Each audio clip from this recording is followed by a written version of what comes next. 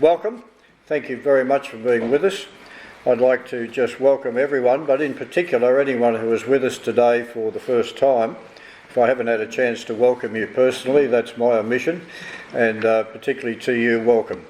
I'm Michael Hough. I'm the current President of the Royal United Services Institute, New South Wales, and on behalf of the board and the members, we're very pleased to see so many people turning out for today because it is a slightly different approach. And as you can see, essentially it's an opportunity for us to undertake one of our major roles, which is to inform debate about defence and security matters. I'd like to acknowledge and pay respects to the traditional owners, and in the way that we always try to emphasise at RUSI, as well as what I'll loosely call the traditional acknowledgement, we particularly would like to acknowledge those people who are First Nation, who have served, are serving or are planning to serve in our country, and I'd like to give that special acknowledgement and special tribute. Today, overall, we essentially are doing the following, and I'm just going to be extremely brief. In a very short time, Major General Paul Irving, who is currently the President of RUSI National, and a past President of New South Wales, will give you an overview of the submission that RUSI made to the Defence Strategic Review. We'll then have Brigadier David Leece, retired, who is a past President and currently Chair of our Special Interest Group. David will give a summary of the Defence Strategic Review itself. I suspect that, like War and Peace, the Bible, etc., many of us will talk happily about them, but we've never actually read them.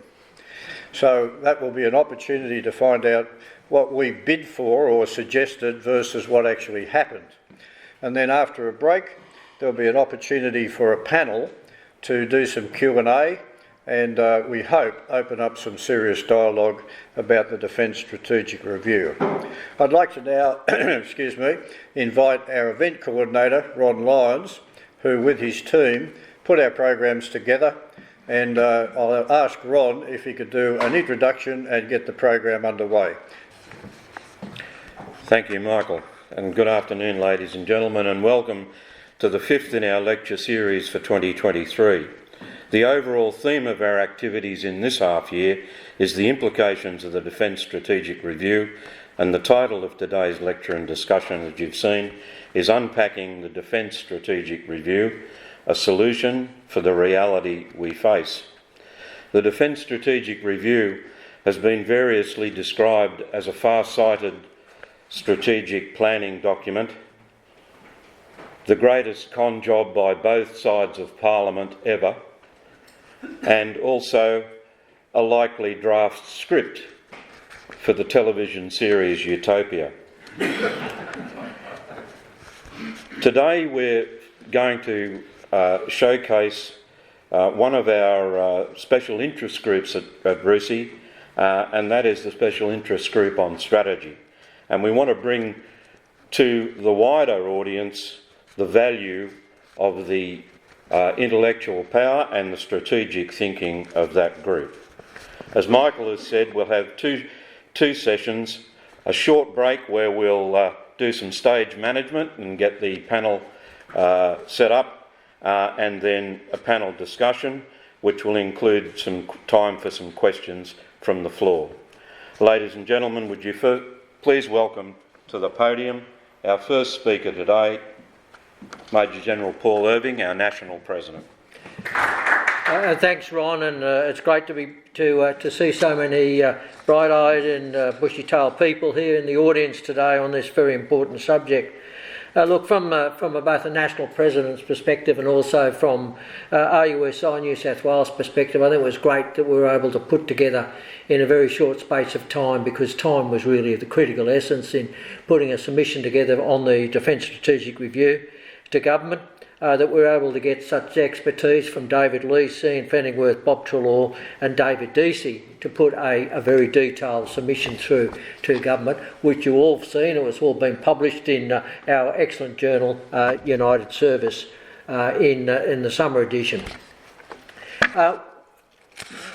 We know the government received it, but unlike other reviews, there was no comment at all made in relation to which organisations or which individuals made submissions to the DSR, and there was no ability to access their submissions. So we don't know what impact our submission had, other than to say that there was a remarkable number of issues that we raised that have been picked up within the Defence Strategic Review.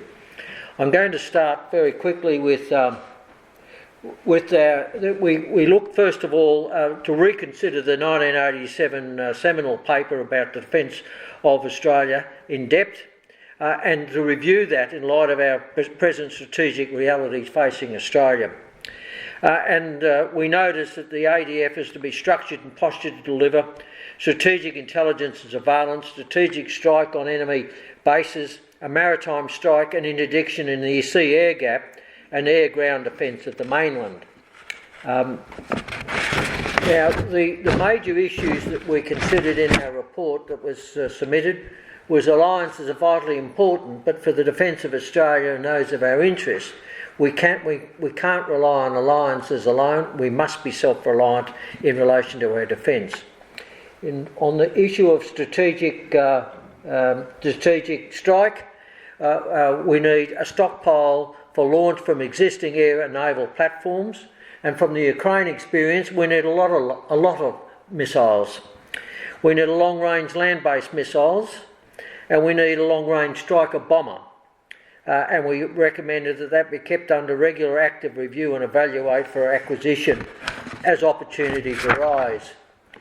In relation to the sea air gap, we need to be able to deny the straits through the archipelago by surveillance, through modern sea mines, and for diesel electric submarines, and we recommended that we purchase another 6 more, because they are very effective in denying the straits through the archipelago. We considered the need to establish forward operating bases in the archipelago to extend the range of our combat aircraft, which is limited to 1,000 kilometres, 500 k's out and 500 k's back beyond the mainland. And we need to develop a combat maritime search and rescue capability. In the context of the mainland defence of Australia, we need to identify the vital national assets, the critical ports, the airfields, the over-the-horizon radar sites, etc. And we need to protect each of those assets from missile, rocket, air and drone attack. And we need to look at passive, hardening and active anti-missile artillery, including the terminal high altitude area defence where they are warranted. And we need to defend each asset from sabotage and special forces raids, and that would probably require 1 infantry brigade per group to assist, and that would probably come from the Army Reserve. And then therefore would need to a substantial expansion in the size of the Australian Army.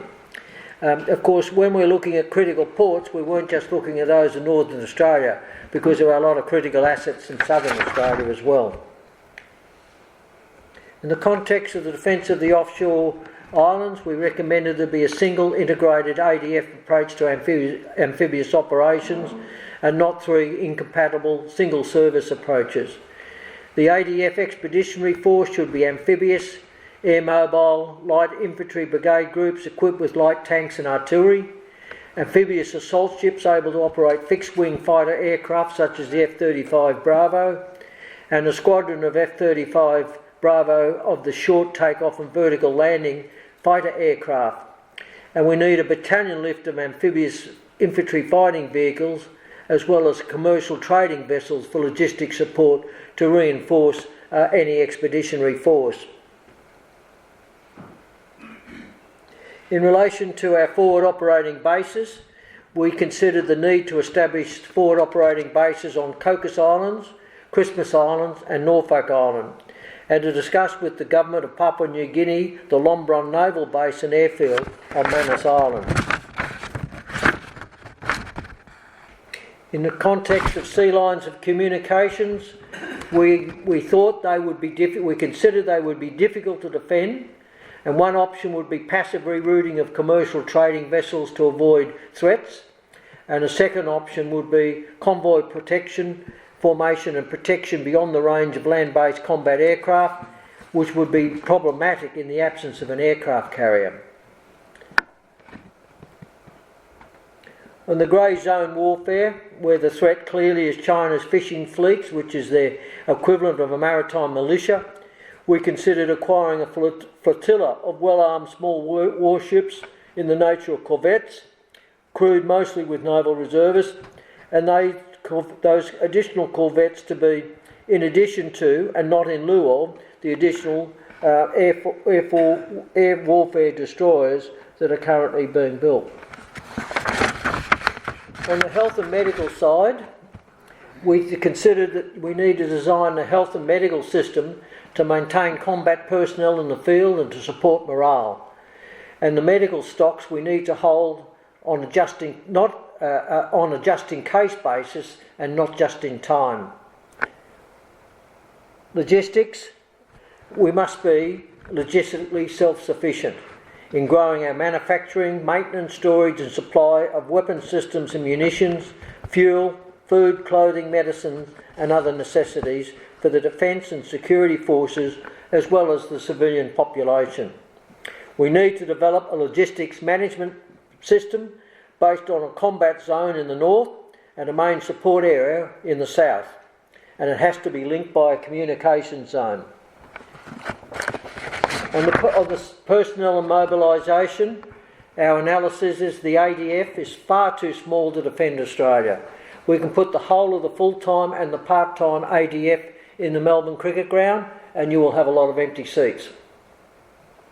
The ADF cannot fill its current vacancies by voluntary recruitment, let alone its authorised strength. Let alone its authorised growth. All three services are under strength at the moment. The ADF needs to maximise the use of its total workforce, that includes both the full-time and the part-time. The government should provide superannuation for reservists, and that would be a significant attraction for the 6,000 odd people who leave the ADF each year, the full-time people, to provide effective reserve service if they could top up their ADF superannuation for each day of reserve service. The 20th century industrial scale warfare, as now seen in Ukraine, is not obsolete. Heavy casualties necessitate a robust, high volume training and logistics system in place and tested before hostilities begin. The ADF is unlikely to solve its personnel problems, and the government may need to consider a universal compulsory national service scheme for both males and females, with the people entering the national service scheme to be able to elect to either join the Australian Defence Force or undertake civilian emergency services. The ADF training capacity infrastructure formerly provided centrally and regionally needs to be re-established. There needs to be a national manpower plan and national mobilisation plan to include transition from peace to war. And that has to be a whole of government approach. Modern weapons we should continue to develop and bring into service as opportunities arise. Hypersonic missiles and other long-range precision-guided missiles and munitions, remotely piloted unmanned vehicles and autonomous unmanned vehicles, both on land, in the air and in the sea. On sea power, Australia's Navy is neither large enough nor adequately equipped to deliver a sustained program of persuasion in China's proximate waters. It's not equipped to respond effectively to challenges in the sea-air gap and waters proximate to Australia. All the Navy's mainland bases are vulnerable to strikes from sea and air, and Chinese missile attacks would be very difficult to prevent. On air power, the RWF is well balanced and well postured for the defence of the mainland. It can provide excellent surveillance capability into and beyond the northern archipelago. The F-18 Super Hornet provides medium-range strike capability, and the F-35A Lightning provides air defence. But we are deficient in the lack of a strategic strike bomber, and strategic strike bombers provide significant deterrent effect. Our report concluded Australia's Defence Force primary and secondary industries, our population and the government arrangements are not designed for a self-reliant defence. It's a whole of government issue and it needs to involve government at federal, state and local levels. It requires a major expansion of the Australian Defence Force and probably a universal compulsory national service. And political and budgetary implications of recommendations to the DSR are daunting. That was a quick summary of the national RUSI national submission to the DSR, which I said earlier has been reprinted in full in our United Service. I'm now going to hand over to Dr. David Leece to do a summary of the DSR report. Thank you, Paul. Just one correction. Some of you may have picked up there. The figure of 1,000 kilometres for the F-35 is a combat radius.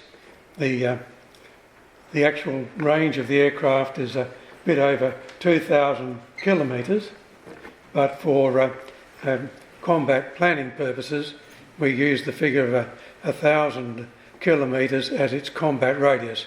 The distance it can fly from its base out to where it's got to do its work, loiter in that area for a brief period of time and then return to its base. So I just wanted to clarify that.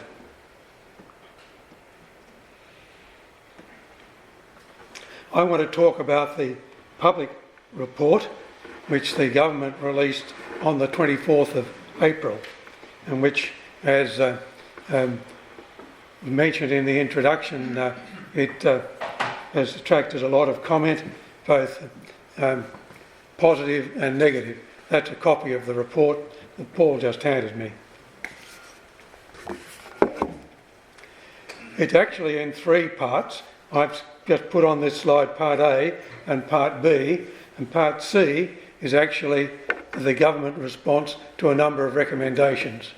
I'm not going to go through the government specific response because of all the recommendations that they chose to list at the back of the report, they've either accepted them all or accepted them in principle. And the ones that they've accepted in principle, they're going to do more work on, and they will, in the Defence Strategy, which they're going to release in Q2 in next year, they will explain what their response to those response in principle, or accepted in principle, will be. The main part of the Defence Strategic Review, which was published, the public report, is that Smith and Houston National Defence Strategic Review, published by the Department of Defence on the 24th of April.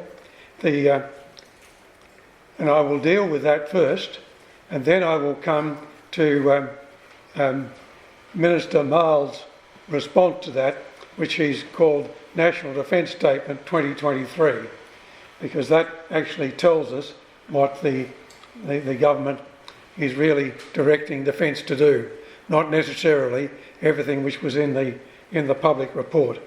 So it gives us in a thumbnail sketch what the government's priorities are.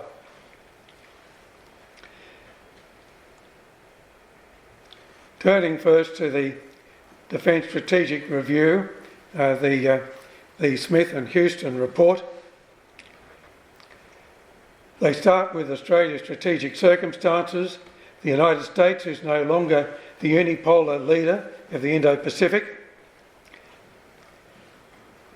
We have major power competition is now the defining feature of our region and our time. There is a prospect of major conflict in the region.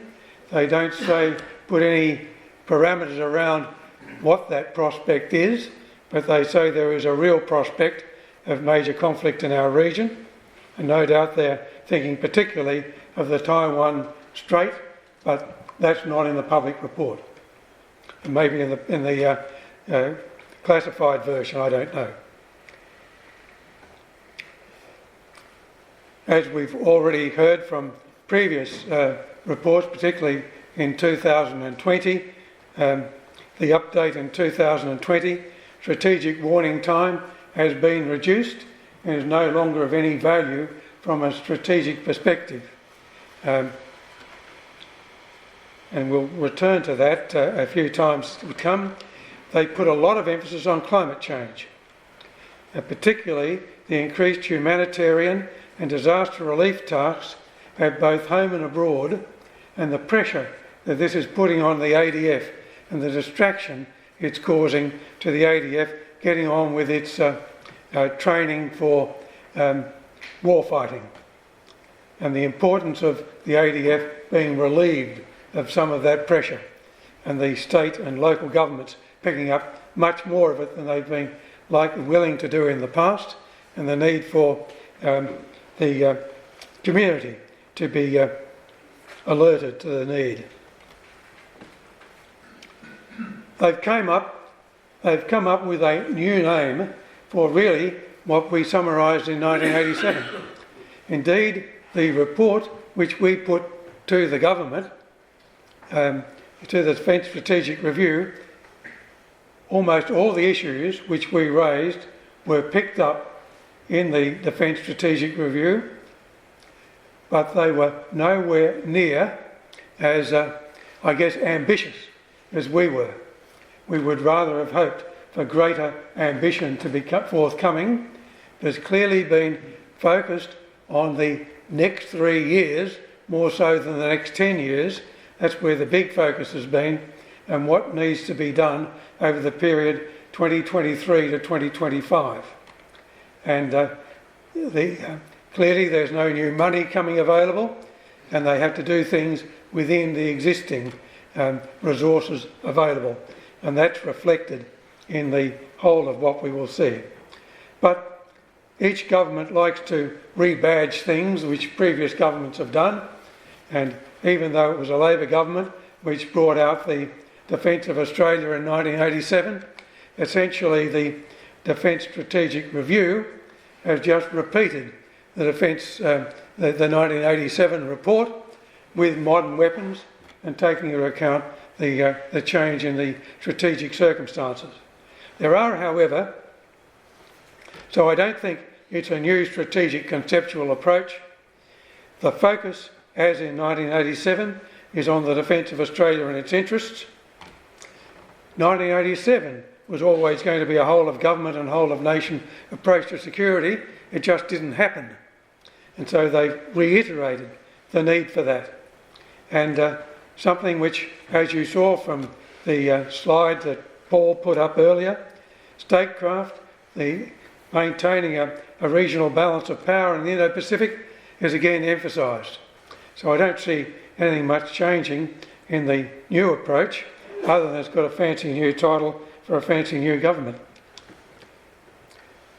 What has been, though, perhaps stated more clearly than previously, is the Indo-Pacific region has really been defined as our area of primary strategic interest, rather than the area just around Australia and so it's been expanded. What is seen as our area of primary strategic interest, that's not new either. That was clearly brought out in the 2020 report. I'm going to need to walk over here. They see this is a rather odd orientation of the map, but that's the orientation from the report, and they see it extending from the north East Indian Ocean down through the Southeast Asian maritime zone, not the terrestrial zone, but the maritime zone, and into the Pacific. That's what they see as our area as primary strategic interest. I'm at loss, when you orient the map like that, why they don't also see it coming down through the Southern Ocean and into the Pacific. And with the nuclear submarines which people have these days, I think it's not just where they're putting the emphasis in Northern Australia here, from Cocos Island through our bases through Northern Australia and across to Norfolk Island. But I also see our bases in the south around Perth, Adelaide, Melbourne and Sydney and Brisbane has been equally critical to attack by cruise missiles and ballistic missiles launched particularly from submarine platforms. However, that's my opinion. Statecraft, that is vital. It's always has been vital. The fact that there's been a disjunct between statecraft and military strategy, I think it's been a real weakness over the last 30 odd years, 30 to 40 years, and that's been emphasised in the Defence Strategic Review. The United States alliance is seen as continuing to be critical. The new features here are the advanced scientific, technological and industrial cooperation, particularly through AUKUS Pillar 2, and increased United States rotational forces in Australia, including nuclear-powered submarines. The Indo-Pacific regional partnerships are also seen as being particularly important in Southeast Asia and the Pacific, and also the existing infrastructure for joining those various nations together, particularly the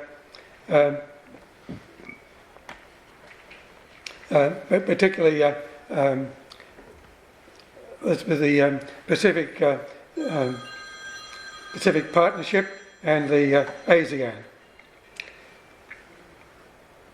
There's also a need now seen to expand the Defence Cooperation Program to the Indian Ocean. In the past, it's been focused primarily on the Southwest Pacific. And there's also the need is explained, it is emphasised for expanding our relationship with Japan and India. That's already underway, well underway. Disappointingly, there was no specific mention of Indonesia, but presumably that's picked up in Southeast Asia. But I think Indonesia should have warranted specific mention. Force design and force structure, there's a couple of slides I want to show you on this. Firstly, they say the current balanced force model is obsolete. That is, being able to produce forces from the Navy, the Army and the Air Force on an ad hoc basis for individual operations as they become necessary, and have all the various elements in the Navy, the Army and the Air Force to do that. Instead of that, they say we need a focus force able to effect a strategy of denial, which was always our strategy, and what they call an integrated force. And they say it needs these specific capabilities: undersea warfare, using both crewed and uncrewed platforms for long-range intelligence, surveillance, reconnaissance and strike missions. We need integrated targeting. We need long-range strike in all domains, and by domains they mean the maritime domain, the land domain, the air domain, the space domain and the cyber domain. We need integrated, amphibious capable, combined arms land system. So that's the Army. By other words, they want to put the emphasis on an amphibious capable, particularly in the littoral, or if you're an American, littoral domain. That's the link between the land and the sea, and you'll hear much more of that later. We need all domain maritime capabilities for seal denial operations and localised sea control. Now, sea denial, of course, as we said in our submission, is really important through the archipelago, and at times, and for some things, particularly if you're trying to protect convoys, if you're going to conduct maritime operations, then you need to be able to have localised sea control for the duration of those convoys.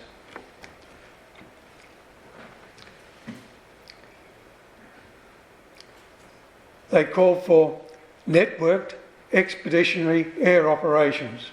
They have greater ambition for the Air Force than they perhaps do of the more localised to the Australian continent of the air and the land forces, and possibly in some respects the Navy.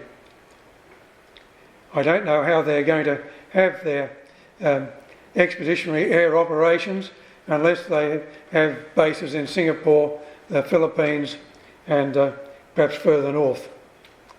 But they're silent on that question. They call for enhanced all-domain integrated air and missile defence, vital for all our main bases. And I would suggest not only in the north but also in the south. Joint expeditionary theatre logistics system with strategic depth and mobility. Come back to that a little later. Theatre command and control framework for the integrated force. By theatre, I think they mean the Australian theatre, although they're silent on that issue. Develop network of northern bases, and that's where they put their main emphasis. They see that as a platform for logistic support, denial and deterrence. And the denial operation, so they'll be using those bases to project power forward. The review supports conventionally armed nuclear-powered submarines and the creation of an Australian submarine agency and continuous naval shipbuilding. So they're not new initiatives, but they're reinforcing and supporting them. The Defence Science and Technology Group and the Advanced Strategic Capabilities Accelerator, a separate group within Defence.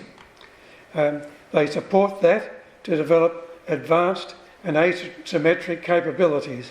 And that again is referring to the AUKUS Pillar 2, which will produce things like hypersonics and so on. And they put focus on joint enablers, which is something for defence as a whole and not for specific services. And they see that as theatre level logistics, and immediate focus on producing guided weapons and explosive ordnance. And the government, I think, has already let some contracts for the development of a guided weapons and explosive ordnance manufacturing facility. Posture and preparedness.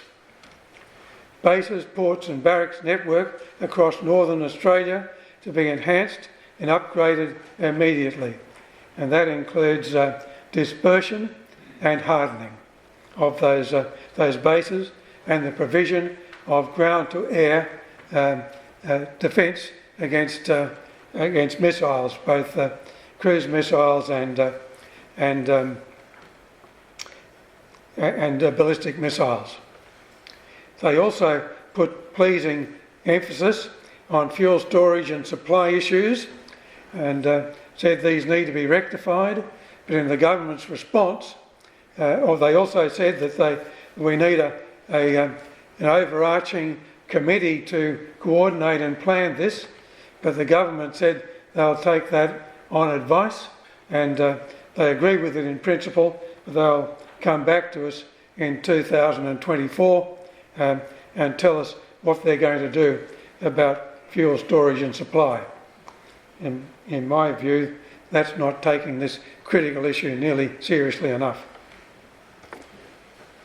Workforce challenges. Paul pointed to workforce challenges.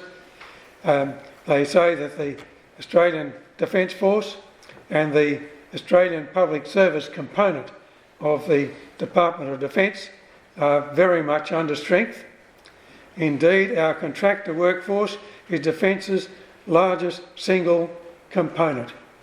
And they say that's a critical deficiency which needs to be redressed with the contractor workforce at least, or the Department of Defence increased to at least 60% of the total workforce.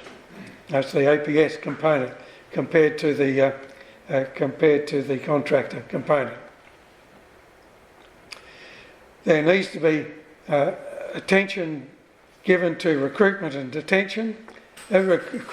retention, and they say this requires innovative and bold approach, but they don't really go into any detail as to how that should be done. They say that the ADF pay and the APS pay, service conditions and culture need to be highly competitive in the labour market. So they need to be substantial revision if it is going to meet those needs. Capability acquisition is not fit for purpose. We need to abandon the pursuit of the perfect and focus on delivering timely and relevant capability. So that's a major change the way people think. And as far as project management goes, project management risk should be replaced by strategic risk management. In other words, there's far too much modification going on within the Department of Defence. When a requirement is identified, then people keep trying to fine-tune it during the course of project acquisition and to improve the capability, but as a result it gets put further and further back, costs go up and up and up, and we end up not having the capability we need in the time frame we need the capability. So they say the emphasis should be placed on minimum viable capability in the shortest possible time. Finances and resources. They emphasise that post the 2020 Defence Strategic Update, there was $42 billion in additional defence spending announced, but there was no additional budgetary allocation for that $42 billion. So if we're going to have new capabilities, then there are going to need to be difficult trade-offs. So we have to reprioritise the integrated investment program, which is what drives capability acquisition in defence.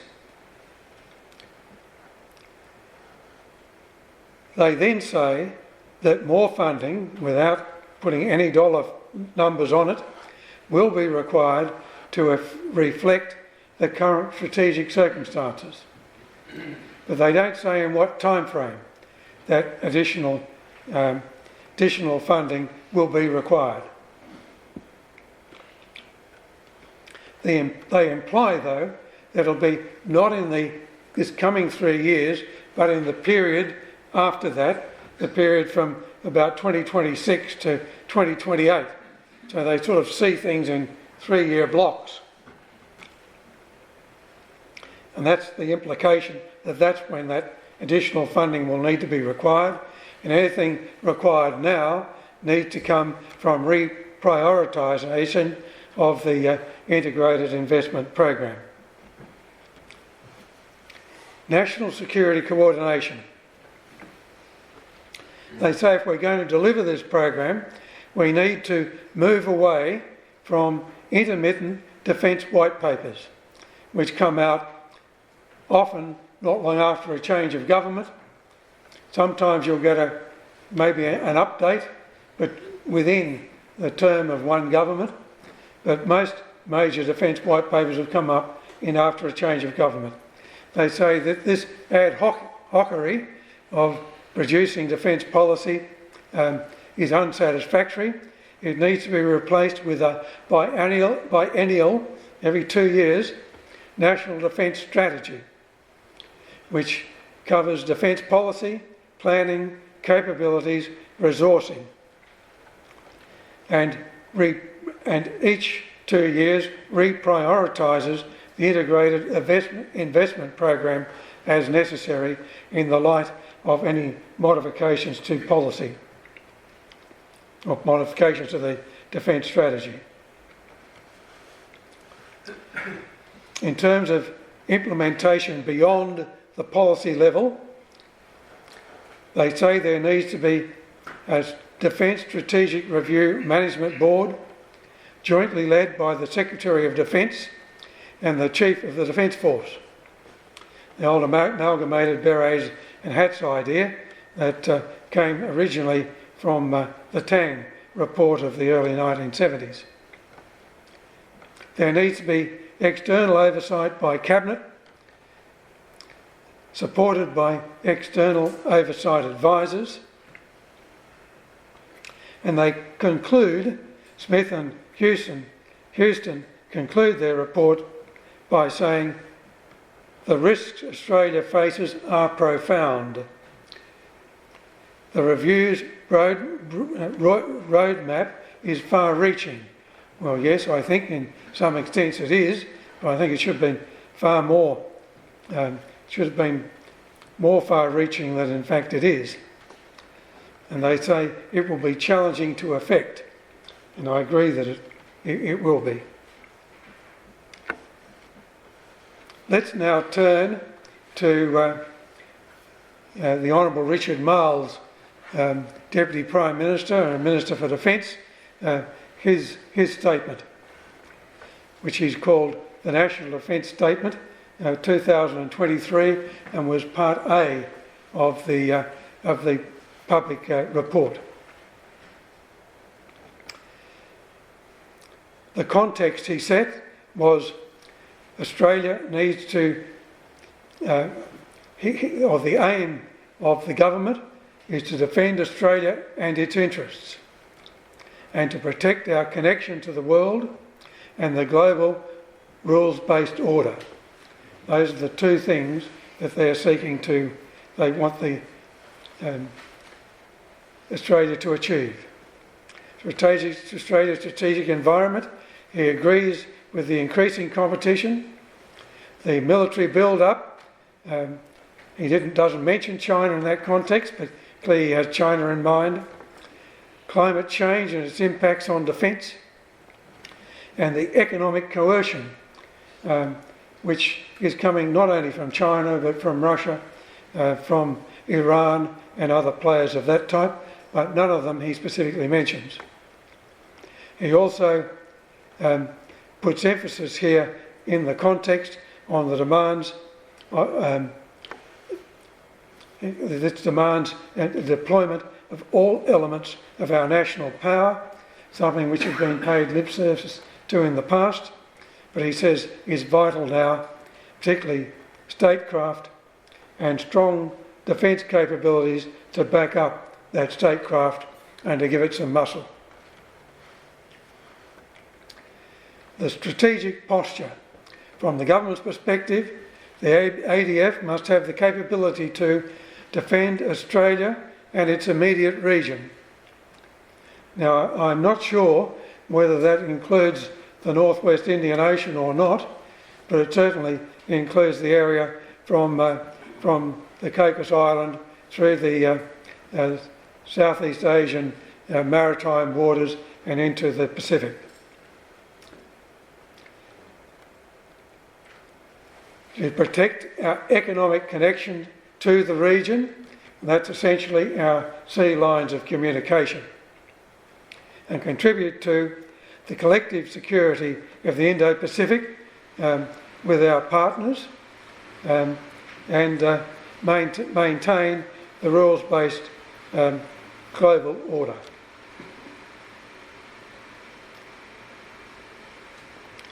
the capability and resources. He wants to see, and the government wants to see, the ADF to be fully integrated and more capable than it is today. For the Navy, they're seeking enhanced lethality through the surface fleet and nuclear-powered submarines. For the Army, he wants it optimised for littoral operations in our north and for long-range strike. And that's, well, the littoral operations in our north has been something Army's been planning for a while. Long-range strike is quite new. The Air Force, they're seeking air support for joint operations in our north, and that must be capable of surveillance, air defence, strike and air transport. And they see cyber and space capabilities as defence as a whole capabilities.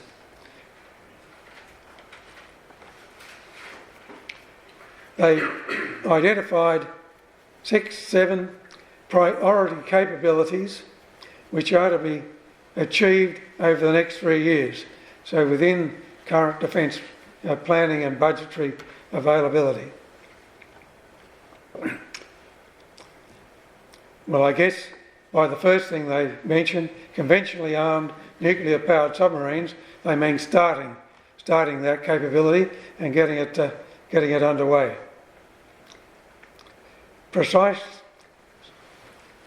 The capability to precisely strike targets at longer range. To manufacture munitions in Australia. To improve the ADF's northern bases. To develop disruptive new technologies. The growth of the defence workforce. And developing better diplomatic and defence partnerships in the Indo-Pacific. So those are the government's immediate priorities. Resourcing. Mild says defence must have the funding needed. I hope they mean that. Funding will increase over the next decade above its current trajectory. Well, that's not saying terribly much. And that fiscal discipline, by which he means to cancel or reprioritise projects in the investment program, will also be necessary, as well as increasing in funding. There will need to be whole of government coordination, covering particularly defence policy, foreign policy and statecraft. Well, I guess statecraft links the two of them. We need to skill Australians for jobs in defence and defence industry. We need to put much greater emphasis on research and development, manufacturing and supply chains, and on renewable energy as opposed to fossil fuels, and domestic fuel reserves. And something which didn't get a mention in the public version, at least, of the Smith and Houston report, is, but it was in our submission to the review, the need for a strategic civil maritime fleet. We're not going to be able to conduct operations in the outshore islands in the archipelago without having the capability of logistically resupplying, and we need a civil maritime fleet to be able to do that. Our partners in the region. The United States, they see as our ally and strategic partner. Put emphasis on the Pacific and Southeast Asia, and the Pacific Islands Forum and ASEAN as the two main groupings with whom we'll need to work. He does mention China. He says we will cooperate with China where we can. We will disagree with China where we must. We will manage our differences wisely and will pursue our own national interests. That, of course, is precisely the same thing as Penny Wong has been saying. For the way ahead, it'll be a whole-of-government effort. It'll be a significant financial commitment. It will involve major reform and long-term and sustainable implementation through the National Defence Strategy in 2024, which will be updated biennially thereafter. That concludes my presentation on what the public report contained. Thank you, ladies and gentlemen. We'll now go into our panel discussion session, and today we have as our panellists Major General Paul Irving, our National President, Air Vice-Marshal Bob Treloar, Professor Michael Hough, our RUSI New South Wales President, and Captain Chris Skinner. The panel discussion will be moderated by Brigadier David Leece. Thank you, Ron. We plan to explore 5 areas of the white paper. Firstly, our relationship with the United States, which is the central pillar on which the whole thing is built. The importance of diplomacy and forward operating bases, force design and what's meant by integrated force, the ADF capability and workforce, and finally the crucial issue of finance and resources. There are plenty of other issues we could explore, but I think those are 5 strategically selected issues which are critical to the success, and any one of them could lead to its failure. Firstly, starting with the United States, Defence Strategic Review retains the US alliance as central to Australia's security and strategy.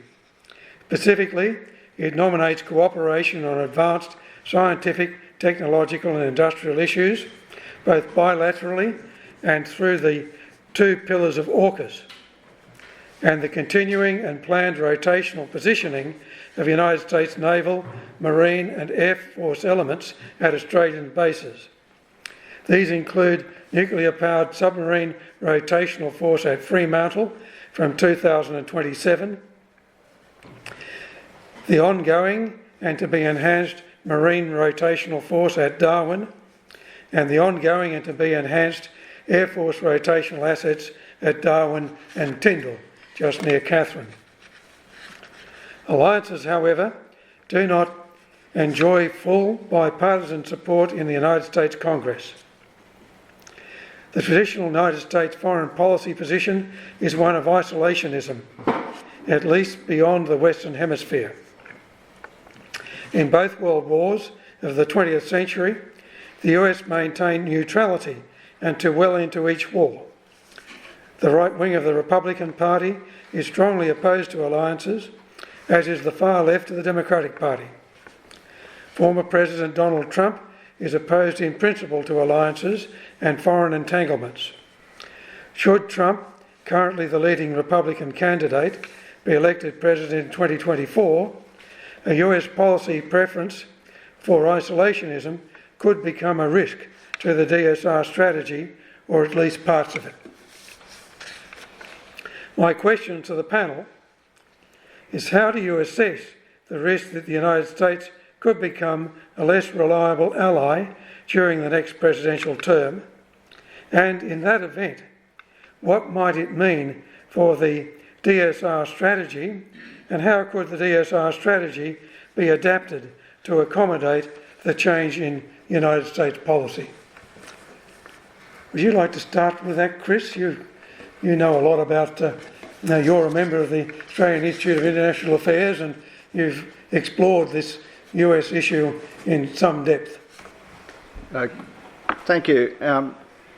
I think, based on my own experience of having lived in the USA on three occasions, and my elder son was born in California, that we sometimes have a rather oversimplified view of US policy. Many of the things that one sees in the media that's going on in the US Congress and in presidential campaigns and so on are purely political point scoring and done for domestic reasons, even though it shows up as an international sphere. I think the presence of the USS Canberra in Sydney this last weekend, the freedom of the city of Canberra to their ship's company, and a very long-standing, deep affection among Americans for Australians is far more important than the day-to-day or the month-to-month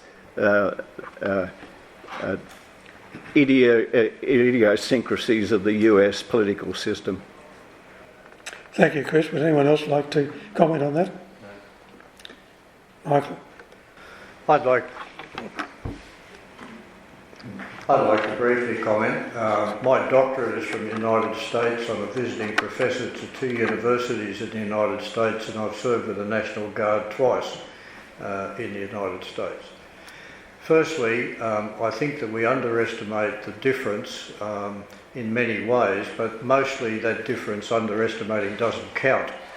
For example, I've always been struck by how readily the Americans will accept casualties and how the Americans are violent to each other as well as in principle to other countries. And I think that China underestimates that, and I think that we worry too much about that because that just happens to be a characteristic of how they are. I think that what we would win, and an intermediate comment, most of my American middle class friends, people at universities for example, are as critical of their choice of senior leaders as we are. They are desperately unhappy, but they don't know how to fix the problem. But that shouldn't be taken as they're locked into that kind of horrible reality that you're looking at a Trump or a Biden.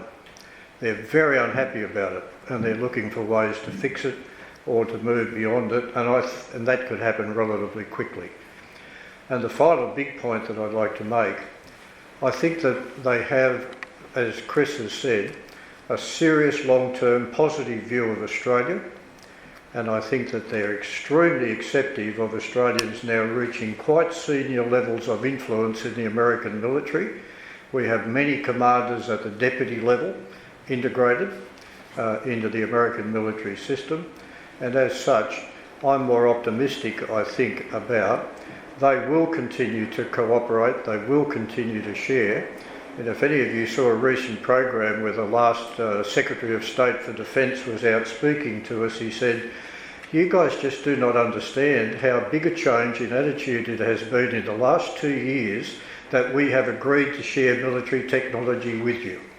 That is one of the major breakthroughs of intellectual agreement that has happened in probably this decade." So what I'm trying to say is I think our role is to be inside the tent influencing rather than outside the tent criticising, because the benefit is far greater in the actual relationship that we have. Now, I'm not going to speak positively about other aspects of the DSR, so I hope that you'll understand this is just not Pollyannas talking about it, and typical bloody academic never has to do anything that really counts. So I'm just acknowledging that I want to put that view, but there are other aspects of the DSR that I'm extremely critical and concerned about. Paul, do you want to add anything? Not so much on the first question, but on the second question. Oh, we'll come to that. Okay. Okay, let's move on then to... Can I change one? Oh, yes. As an aside to all of those comments, I think the American, certainly the high level of military, I think across their diplomatic corps and government, actually see the need for Australia. If the US treats China as their main threat in this area, then they need to surround China. And the only way they can do that is by having bases in Japan, which they've had for many, many years. They've got Guam, but Guam, if you know where it is well within the missile range, medium range of the missiles for China. And the Americans last year withdrew their strike force from Guam because of the threat of attack to them. So Australia represents forward base law in the northern part of Australia, Darwin, Tindal, right across the top, is a part of their strategic outlook that they actually need to secure. So it's not just the magnanimity of the American system to share technology with us, the trusted ally. It's also the fact that they can see a need, there may be a need, to go and step off from our airspace, our ground space. To that end, they have a 6 to 8 month rotation of the United States Marine Corps forces across the north, as well as their air forces and navy visits. So it's a two-way process here, but I agree about the attitude of what the Americans are. Thanks, Bob. Let's move on to the second issue then, diplomacy and forward bases. That was diplomacy is a key issue raised, and the importance of getting our foreign policy and our defence policy aligned. The DSI is based on an unstated assumption that Australia will be able to project power into the region from forward operating bases in the region to Australia's north, perhaps in the Philippines, Malaysia, Singapore and Papua New Guinea. Now, there may be stuff in the so far confidential part of the report on that, but there's nothing in the public report on it. But the concept is called by the Minister for Defence impactful projection, and he defines it as the ability to hold an adversary at risk. Now, I think he wants the adversary to be at risk, not us. Or it could be an adversary who's at risk to us. Not quite sure what he means quite by that, but I think he means we need to have the adversary facing risk, and it must face risk much further from our shores across the full spectrum of proportionate response. This also is relevant to protecting our sea lines of communication and the utilisation of our expeditionary air operations capability. In fact, it's very important to that. It is not clear, however, that our neighbours in ASEAN and the Southwest Pacific would necessarily welcome this. ASEAN has a policy of neutrality and non-interference through the Treaty of Amity and Cooperation in Southeast Asia. Its biggest member, Indonesia, is leader of the non-aligned movement and may declare armed neutrality in the event of great power conflict in our region. It has announced that, should Australia require nuclear-powered submarines, it would not allow any of them to transit through the Indonesian archipelago. Similarly, among the Pacific Islands Forum nations, the Solomon Islands and Papua New Guinea have chosen to cooperate equally with Australia and China on security matters. At the Strategic Naval and Air Base on Manus Island, Australia is upgrading the naval facilities and China the airfield. My two questions to the panel. Is the concept of impactful projection a weakness in the DSR? And if so, how should it be addressed? Would you like to start with that again, Chris, because it's an area of expertise of yours? I'm not sure it's an area of expertise, but it's certainly an area of a strong view on my part that Australia is still locked in the past in terms of giving such a high priority to defence of the mainland. I refer you to the earlier presentations which stated quite clearly that the focus is on the defence of Australia and its interests. And its interest means the ability to continue a way of life based on economic, diplomatic and other relationships, not purely military defence of stacking up, stopping people from invading our mainland. I think that impactful projection is probably a strange term, but what it means is that attack is the best form of defence, and that we're not just going to sit back behind the bulwarks of bases and so on around the littoral sea air gap and whatever, and think that that's all we need to do. What we need to do is to maintain the rules-based order, and that means participating in it in a meaningful way, in a maritime way. It's not just sea lines of air communication, it's air lines of communication, it's space communication, it's cyber communication via undersea cables, it's all of the above, and it's working through a whole wide range of relationships, from the formality of ANZUS all the way through to informal relationships such as we have with Southwest Pacific Islands. So in my opinion, the Minister for Defence did a great service to Australia in identifying impactful projection. I think we've got to take it a lot further than what it's so far been explained, and we've got to work out a whole of government approach so that our trade, our economy, our cyber are all in good shape. Thanks, Chris. Anyone else like to comment? I'd like to make a brief comment because it'll come out in another cycle later. I think that we have started very well in certain areas. For example, I truly believe that Penny Wong, as Foreign Minister, has done a very significantly positive job in what I'll call soft power projection and dialoguing well with that area of influence. But the point that I just quickly wanted to make, because it'll come up later strongly in my view, I think the real test is whether we're willing to put resources with the rhetoric. And the criticism that I make of the DSR is that it's all promise and very little substance in terms of delivery at this time. So could I just say that, to me personally, pleasant surprise, I think the Prime Minister and the Foreign Minister have performed exceptionally well at this early stage of projecting into the community, projecting into the world economy, what I might loosely call promise. The real crunch will be, will we actually put some resources with some of the promises and some of the networks that we've got growing up. And it's always struck me out of interest that the Russian economy and the Australian economy are roughly equal in GDP. But if you have a look at how we choose to spend our resources, we just simply don't invest in what I'd call military capability. But isn't it interesting that up till about 18 months ago, we would have thought Russia had invested well in military capability, as distinct from what we're now seeing in Ukraine. Yeah. Thanks. Paul, you want to comment on that? Look, I think the Australian government and the Australian Defence Force are doing some very positive things in relation to diplomacy, through both staff college attachments, through training exercises, and we've just seen in Australia Telephone Sabre where a large number of countries were represented on that exercise.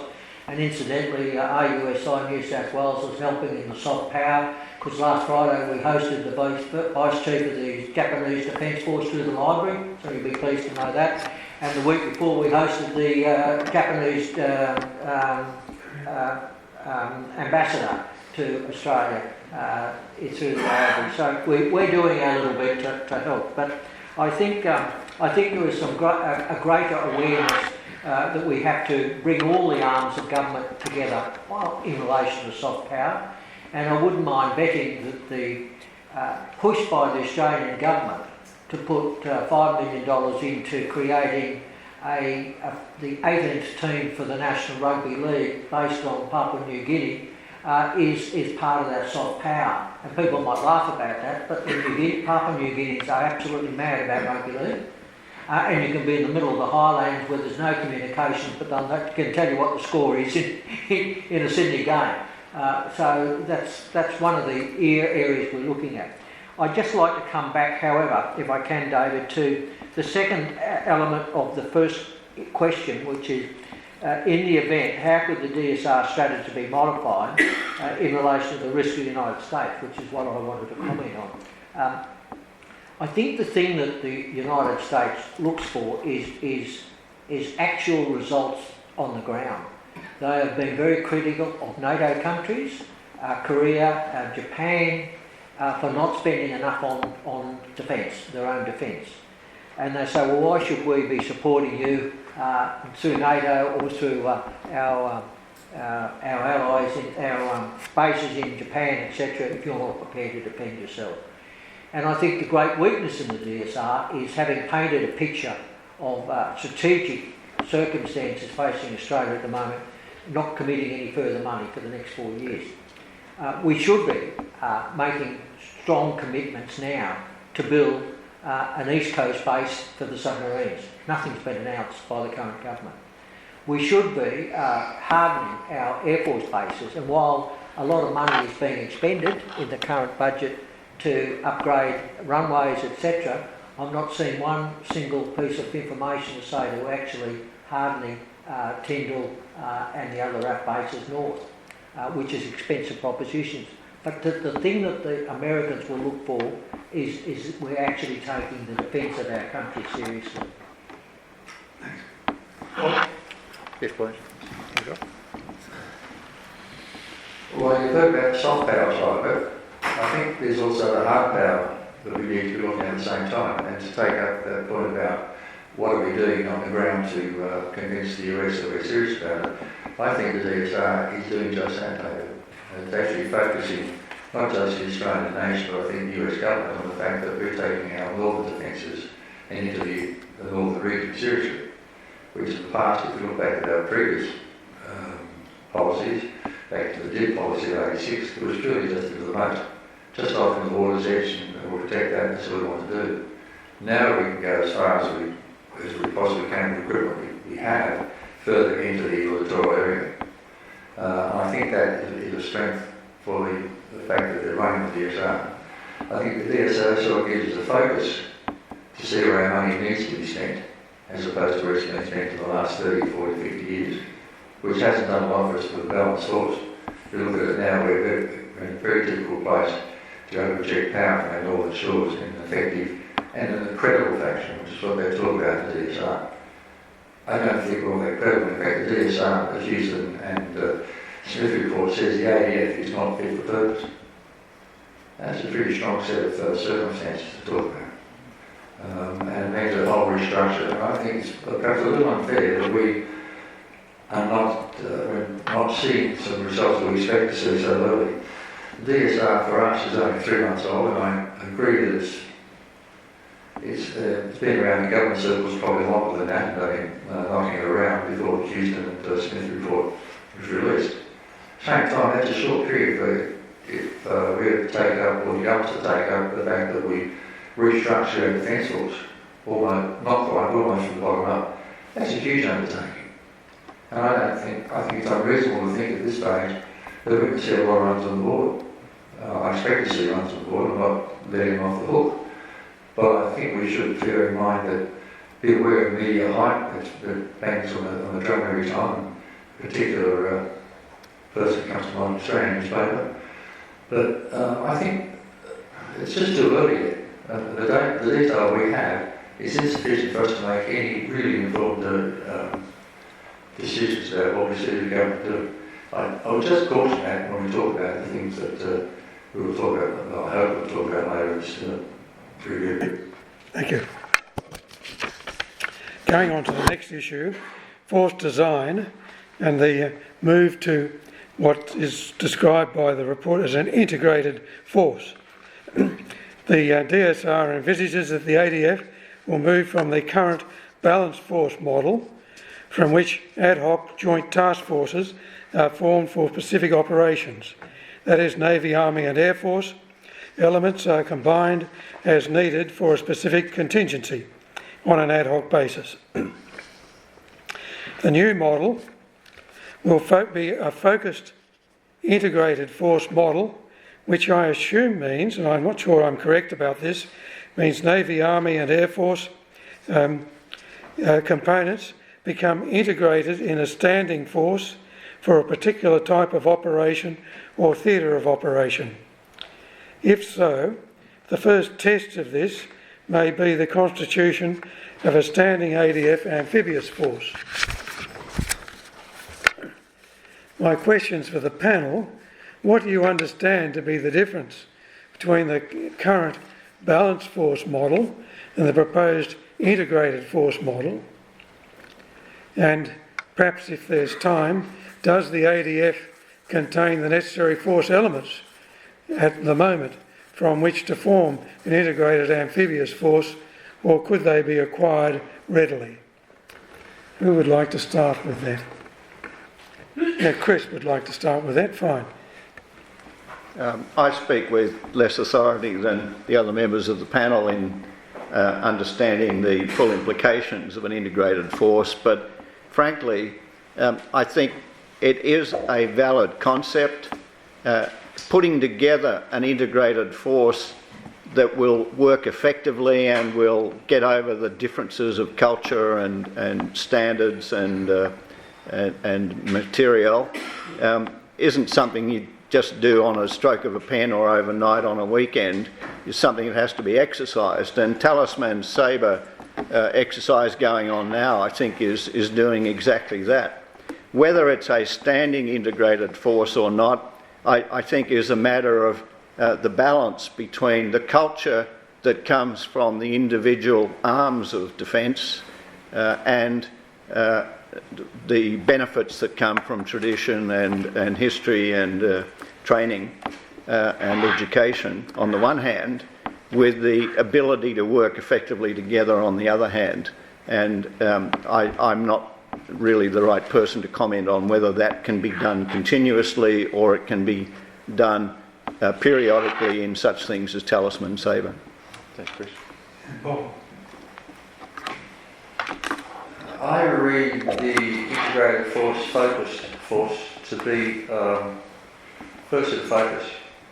The focus is on the projection of a deterrent force into the north of Australia, and to that end the government apparently is quite willing to sacrifice Army's long-range howitzers and other land warfare equipment, and in turn equip the Army with long-range missiles for missile defence.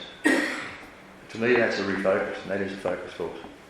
The fact that you don't need to put Army, Navy, Air Force into the one camp to get a force to work together. It's been proven over the last 20, 30 years in the joint environment. They can do that quite well. I think that the integrated force and the focus bit come together to say we have the one aim. That one aim is that provision of a credible deterrence in the north, be it whichever arm of the forces is being required at the time. And I think the DSR quite deftly sweeps up the fact that each of the forces, if you read it again, have their own roles to play inside that integrated force. That's not changing, and nor should that ever change. We've seen the blancmange that can happen when you do see what the Canadian forces did to themselves. We need to keep sure we still keep our individual professionalism in the services and work together, but be able to put in a combined effort. Thanks, Bob. Michael? Very quickly, at a strategic level, I think it's actually quite a sensible and good idea, because rightly or wrongly, it's reflecting our agreement on what it is that we want our Defence Force to do. So it seems to me that as long as that was coupled with the other thing that's in the DSR, let's look at this regularly rather than just lock it in and then we've got 10 years of it or whatever. At the tactical level, I just think we should be extremely careful about overdoing it, because the Canadians experimented with complete integration. It simply didn't work. The Israelis have had an approach of that. It didn't work. So I hope that at the operational level, people would be carefully selecting what it is that integration means, rather than just, you're all one, let's get on with it, because I think that would be a disaster. Paul? I'm not clear in my own mind exactly what the DSR was recommending in the concept of this integrated force. But if you take the regular Army's new role as an expeditionary force, amphibious operations, and you looked at an integrated force and you used the model of the US Marine Corps as an example of expeditionary forces, they had their own integrated air force and air capability. Yes, they rely on the US Navy to deploy them offshore, but they train together. They have the command and control operations, etc. The SOPs and everything associated with that built around that expeditionary forces. And if we're going down that track, which I think there's a lot of logic, when we have talked in the past about the regular army becoming a Marine Corps in some areas, then it will have a huge impact on Air Force and Navy in being able to provide that support for the expeditionary force to train with them and to have established that integrated command and control. So it will be difficult because we'll always, I think the ADF will always want to have one foot forward and 1 foot on the balanced ADF approach. And it's something I remember Jim Molan, the late Jim Molan, used to say to us on a regular basis. He said, I can't tell you whether the ADF's well equipped or not. Tell me what war they're going to fight and I'll let you know. And of course, now we're going into a situation where if it's going to have an expeditionary force for the Australian Regular Army, then how do we provide that tri-service support for the expeditionary force? Thanks, Paul. The other element, I guess, of an integrated force is bringing the space and cyber into the picture and truly integrating those 5 elements under the command and control arrangements. I think that, as Bob points out, we can still have our Army, Navy and Air Force, but we've got to be able to have them integrated at the command and control level and put those things together. I think that is the nail over the head, David. We had a joint force, we've had a joint force for a long time. In fact, I was the commander of the joint force for a few years and it worked very well. What we haven't had is the support organisations coming to us. And I know, for example, during the East Timor build-up, DFAT was seen as the enemy rather than seen as a friend. We've moved a fair way since then. But that's important that you bring in the cyber and the space environments and instead of the DSR to support the ADF. And that's not been clearly defined before. Yes, that joint logistics being integrated into the capability. May I just comment? There's one further arm that I would highlight, and that is information warfare. What we're seeing increasingly in the 21st century is disinformation, misinformation, the propaganda and the behind the scenes influencing of community attitudes and so on, and that all has to be orchestrated, and I don't think Defence has had much practice of doing that, and there isn't yet an identifiable group in Australia that can take on that role. Thank you. Turning now to ADF capability and the workforce. The ADF workforce has been very small, or the ADF up till now has been a very small force, primarily designed to provide force elements to contribute to combined alliance task forces in a defence or security emergency. The renewed focus on the defence of Australia and its interests, and I emphasise its interests, necessitates greater self-reliance and hence expansion of the ADF. The DSR recognises the ADF is currently under strength and is heavily reliant on contractors. It provides for enhanced recruitment and retention and improved pay, conditions and culture, but otherwise makes no provision for ADF expansion. It does not address the issues of reintroducing national service raised in the RUSI-A submission. My questions are, do you see the failure to adequately address force expansion as a weakness in the DSR, and what actions do you see as necessary to address the issue? Who would like to comment on that? Paul? Thanks, David. Look, I have significant issues with the DSR in relation to the ADF capability and workforce. I point out that it's not just the ADF that is suffering from its recruitment. In fact, the APS within Defence is also suffering severely. And it's not just a question of throwing more money at it, because in real terms, conditions of service, remuneration and a lot of the factors affecting ADF service are very, very good. But it is a significant problem with the recruitment of people within the ADF. Currently, the average is several hundred days to get recruited into the Australian Defence Force, and in some cases more than 2 years. That is not an attraction for young people who are wishing to join the Australian Defence Force. They'll go off and find employment somewhere else, etc. And I recall, and it's always wise to go back and read the lessons of history, that in 1963, when confrontation with Indonesia broke out, the Australian government wanted to expand the regular army infantry battalions from 4 to 8. And the army wanted to do it by natural recruitment, and the government said, no, you'll never do it. We want to introduce conscription, and they introduced conscription. Had they not introduced conscription in 1964, then we would probably never have been able to stand up the task force to go to Vietnam. A lot of those young men then joined the regular army and was probably the backbone of the regular army for the next 20 years.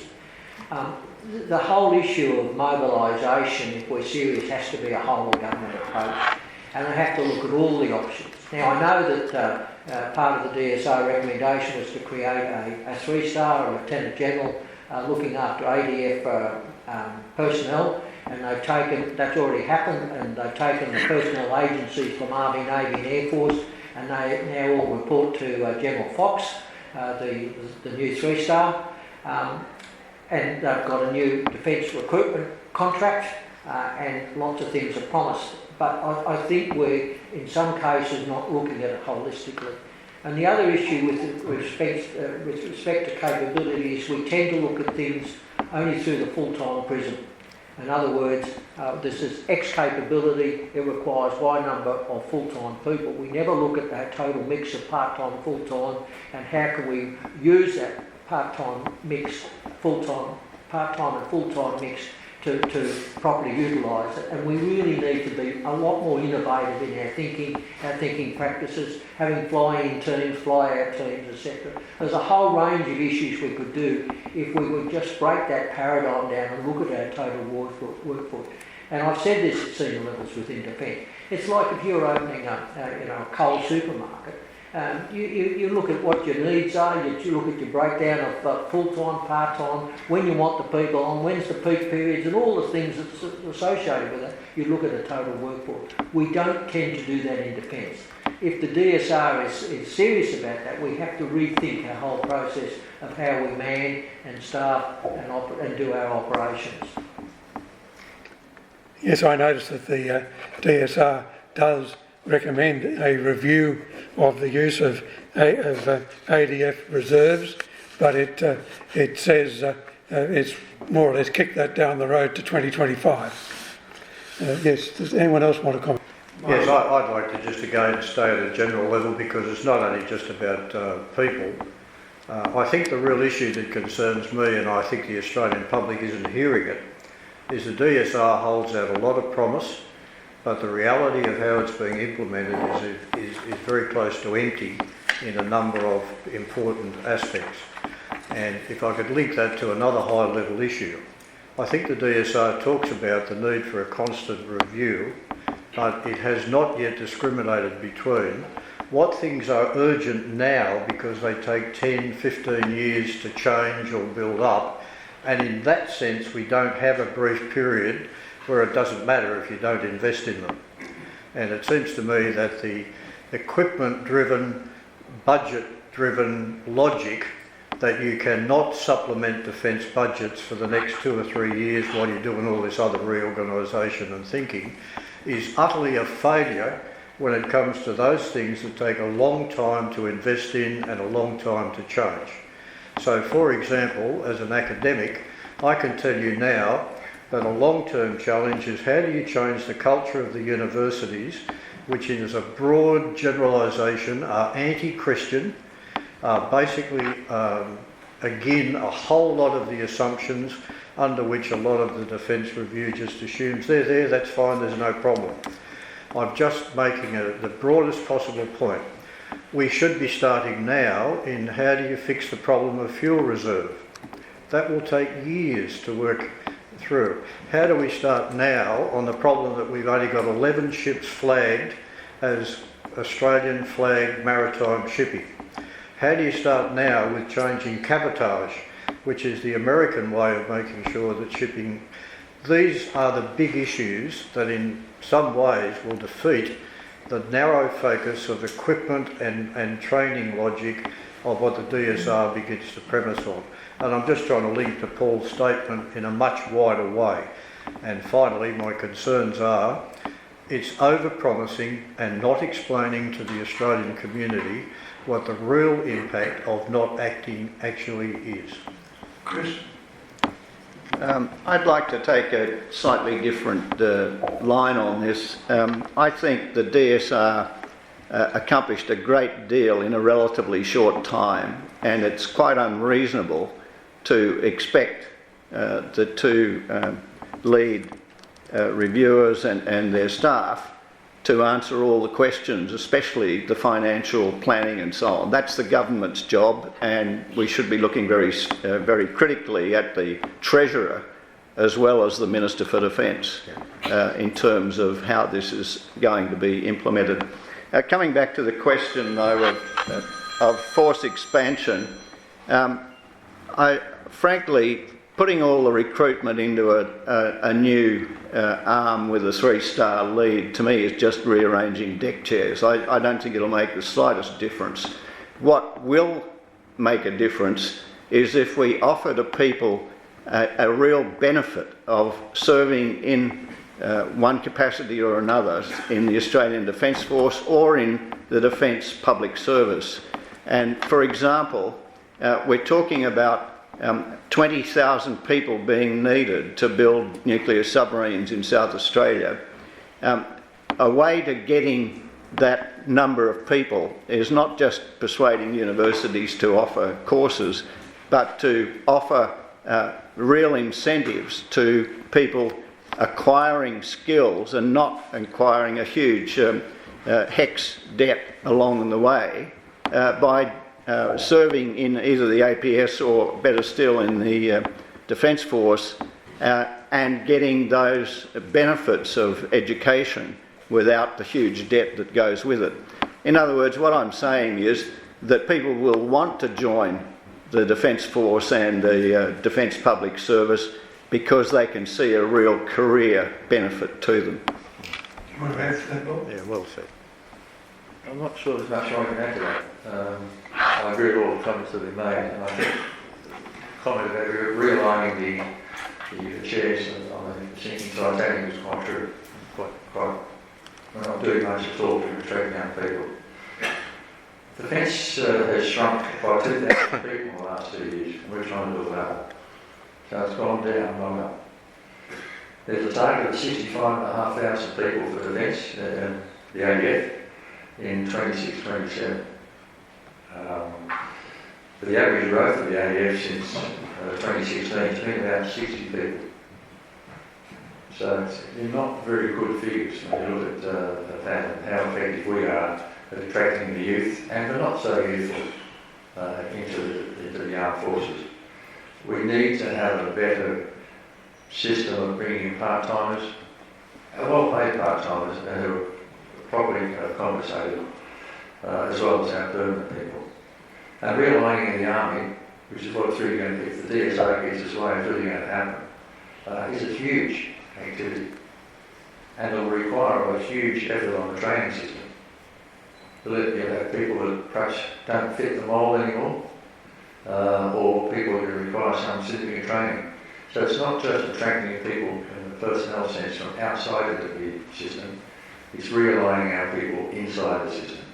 And I'm not sure we have enough trainers or people from the ground to do that yet. So the whole thing becomes a very complicated activity. Thanks, Bob. Let's now move to finances and resources. I know that's a biting issue for many of you, and it certainly has had a lot of focus in the media. As the DSR noted, post the 2020 Defence Strategic Update, 42 billion in additional defence spending was announced, but without any additional budgetary allocation. Hence, the new DSR capability requirements necessitate difficult budgetary decisions and trade-offs. Therefore, Defence's integrated investment program must be reprioritised. Importantly, more funding will be required to reflect the current strategic circumstances. Regardless of the DSR recommendations, the extra funding the DSR recommended has not been provided to date. Rather, the defence budget will actually decline a little in real terms over the next year or two. Further, the donations of funds, ammunition, and equipment to support Ukraine and its war with Russia are being taken from the defence budget and materiel stocks. And not only has the likely Hunter-class frigates, and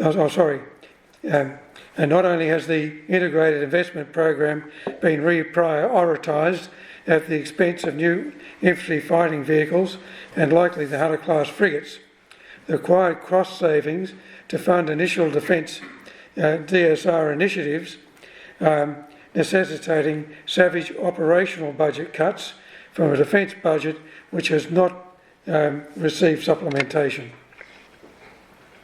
The government's National Defence Statement says that Defence must have the funding it needs to deliver its enhanced capability, and the defence funding will increase over the next decade above its current trajectory, but they don't say how much. It has made provision for modest real increases in defence budget going forward, but these budgets are likely to be dominated by expenditure and AUKUS Pillar 1, the nuclear-powered submarines.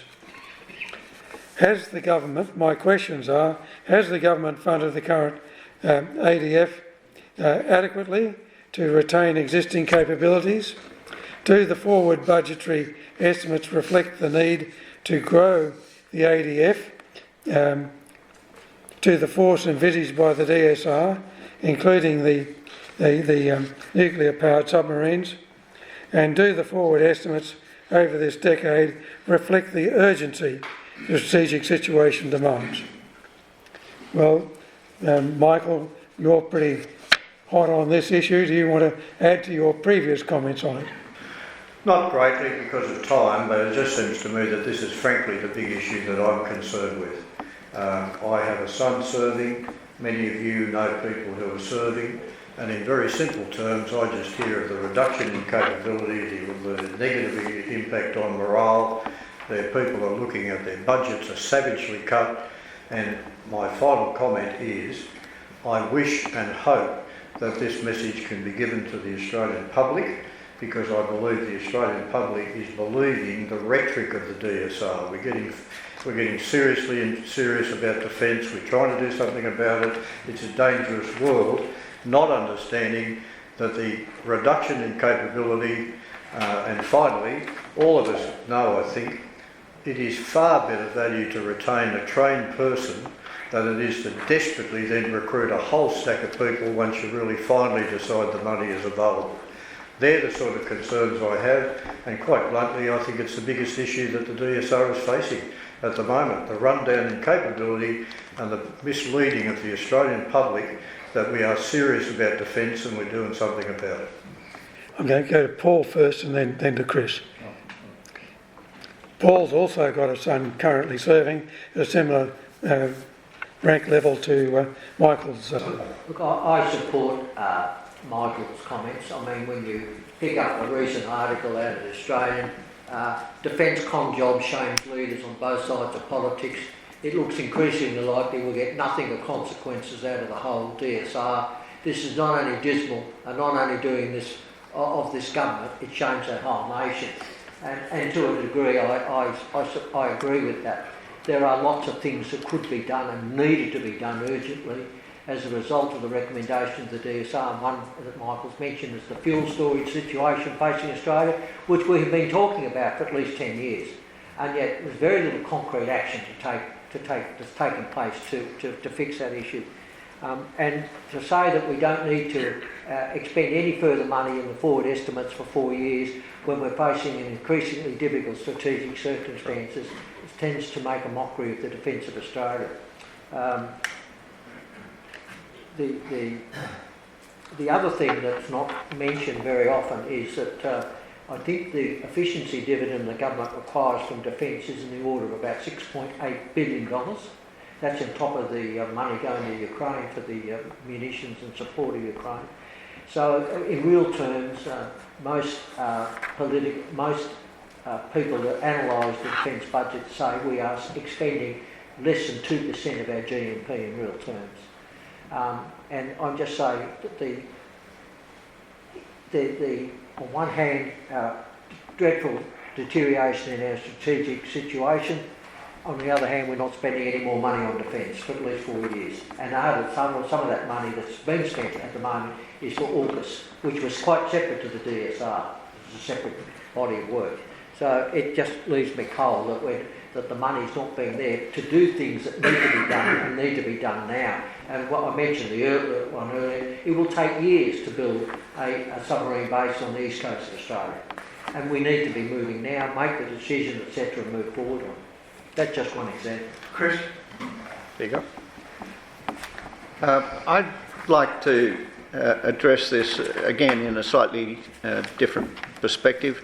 But first I'd like to just set the record straight. The $368 billion announced for the nuclear submarine program is quoted by our Minister for Defence as 0.15% of GDP. 0.15%, which as a proportion to the 2% total, I don't think is unreasonable. The 368 was the maximum that it might be in 30 or 40 years' time over that period. Anyway, getting to a general point, I draw everybody's attention to a report issued by the UK House of Commons, dated, I believe, 16th of July, and it says that their acquisition system is broke and it needs fixing. The money within the UK defence budget that is spent on acquisition is almost 50%. It's 40-something percent. And what they point out in that report, which I recommend highly, is they're not getting value for money, and that's the problem. That's not just how much money you're spending, it's what are you getting to show for it. And what they have shown very clearly is there's an inherent tendency in the UK, and I suspect it's just the same in Australia, for programs to be extended to the benefit of the contractors, who then make a lot more money because of that extension and because of all the change orders that are put through. And therefore there's no incentive for any contractor delivering on major defence projects to do it on time and budget, quite the reverse. And so what they are saying in the UK is they've got to totally change that attitude, and they've taken case studies from France, from USA and from Israel of how that might be done. And I suspect it's very applicable here, and I believe we've got a similar sort of review going on that I hope will come to similar conclusion. I think there's some danger, isn't my colleagues speaking, that I want to kick off this panel very shortly because I have a different point of view. But on the issue of capability acquisition and spending, I think the DSR did look at that. They did say that they need to have a government review, overview of capability acquisition, and it should be looked at by an external and separate agency. That's a significant move in the right direction. I agree entirely with Chris in the fact that The services have been followed mainly on the way through for fine-tuning their requirements, and each of those requirements, of course, puts more money into the project, which the contractor loves. So it's been a continual cycle of non-achievement. And so I think if one of the small points in the DSR says that they follow through with this review and have an external agency run over the top and see whether it's worth the money for a strategic point of view and whether we're getting our money in the process is very important. What I might get thrown off the pan is I don't think that we should be criticising the government at this stage. The government is still spinning its wheels, and I think all governments will do that. The DSR is new, it's fresh, it's 3 months old for us. Imagine the challenges inside the government itself and the bureaucracy of trying to realign their money where they thought it was being spent in one direction is now about to be spent in a different direction. We first got to look at the capability what this means to us, and we haven't seen the classified version of the DSR. We don't know exactly what it says, what sort of equipment that is demanding or will be demanding for the ADF. How much will it cost? How long will it take to get it? Where's it going to come from? They've got to be answered at the same time as you then start to release funds, otherwise you just throw money on the ground and say, use it. So let's not be too pessimistic about the whole process at this stage. If we come back in 12 months' time and nothing has happened, then I'm afraid I'll have to be humble pie. But I still have faith in our overall system that it will achieve what we want it to achieve for us. I understand also in provisions, there's a supplementary provision of something like $30.8 billion inside of the government spending for the next, I think it's 27, 28. Now whether that's as a hidden cost to help supplement the $30 billion that the AUKUS submarine needs, or it's actually meant to be the DSR, is not known. But I think they're thinking those processes on the way through. Thank you, Bob. I think that's a good note on which we can conclude. Okay, ladies and gentlemen, can we thank our panel?